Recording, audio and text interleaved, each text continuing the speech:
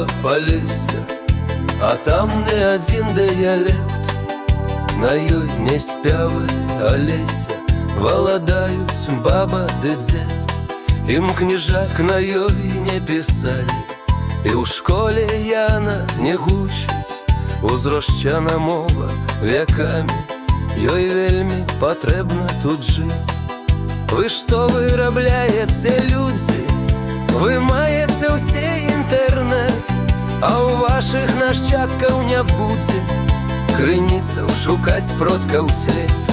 Шукайце вы мову па вёсках, здымайце аповед дзядоў, і хай застануцца ў зносках в ютубе для новых векоў.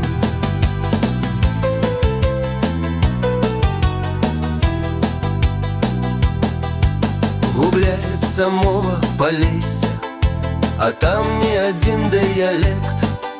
На ёй не спявае Алеся, валадаюць баба ды дзед.